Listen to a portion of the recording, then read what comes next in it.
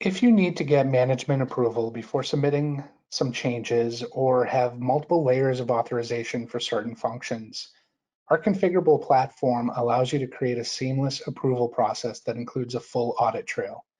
Today's example will be setting up a workflow requesting approval to convert a sales lead to an official job order. So we'll start by going to the gear icon and clicking Setup. In the Quick Find section here, we'll type in approval and then choose approval process. Okay, so there are some quick help guides here on how to set up approval processes. One thing I will note is that you have to make sure it defaults to the object that you're doing the process for. So in this case, we're choosing sales leads. And then I click to create new, and I'm going to use the standard setup wizard. So from here, we're going to name this process, and we're going to say lead to job approval process. And you can put in a description if you'd like, and click next.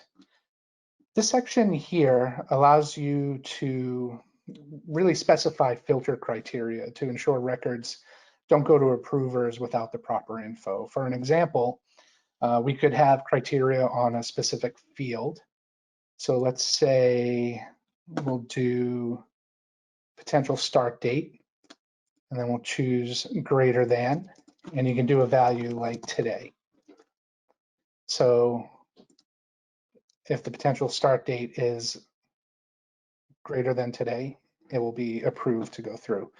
So for this section, you can set up automation for approvers that are specific to the user, such as maybe a direct manager for the user that's submitting the request. For this one though, I'm going to have it just go to one single person. I'll also choose for record edit properties to allow either the admin or the assigned approver.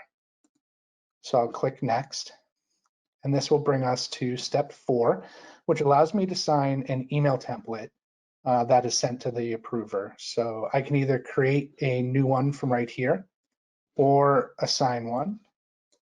So I'm going to do the approval request email template that I already have. And I'll click next, which brings me to step 5.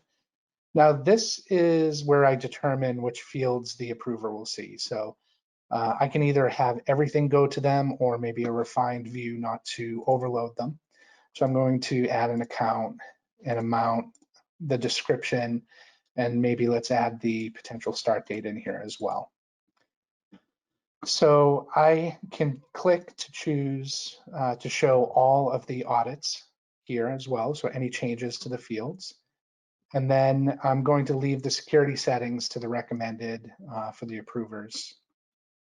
So I'm going to click next, which will bring me to step 6, where I define who can and cannot submit for approvals. So you can be very specific or keep it broad. So broad is like public groups or roles. More specific could be creator or owner, put in record creator. I am going to leave it to default to automatically add the approval button to the page layout as well. And I can decide whether or not the submitter has the ability to recall their approval request. So now I'm going to click Save. Now what this will allow me to do now is to determine the steps within the process. So I'm going to say, yes, I'd like to create the next step. So go, and we're going to say approval manager. And I can put in a description of you can see here that I have one step. So you can have multiple steps in here, and it will go in sequence. Okay, so I'm going to click next.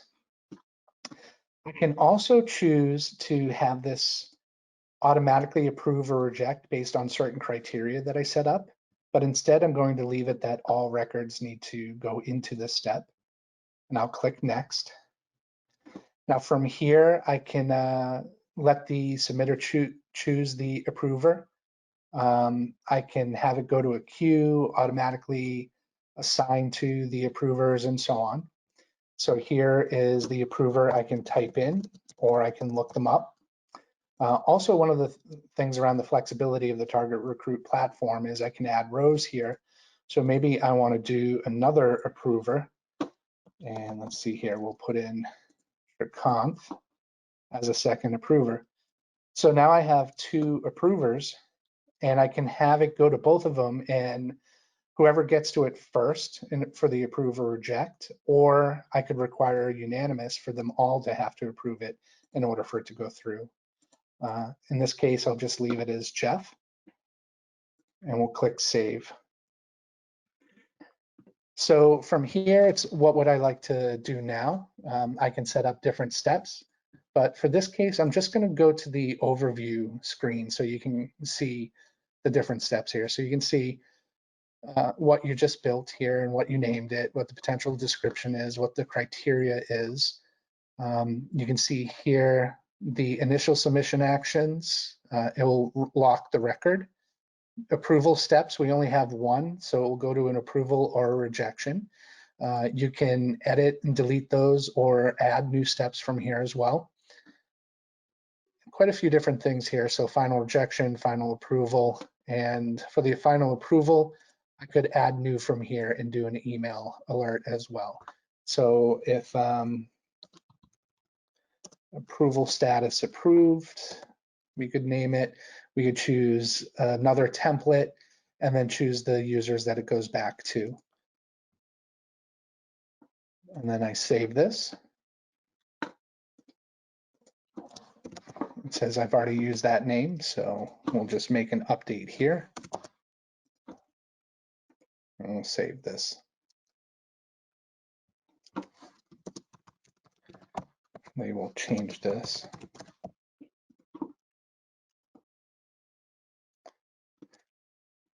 Okay. So now there is one more thing to do. So all of this information will feed to our reports, but you can also put this as a related component on the actual sales lead itself. So if you go back to the sales lead and you click the gear icon and edit page, it will bring you to the page format. And I can add it to a related list here. So maybe I want to add a new tab, and I'm going to change this tab to say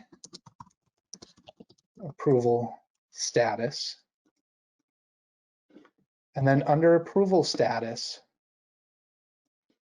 I'm just going to put the related component of approval history. And now I'll save this. And when I go back to my sales lead record, you'll see we have a new section for approval status. And the audit trail will be listed here on the actual record as well. So not only will I be able to see it here, but I'll also be able to see it in the reports.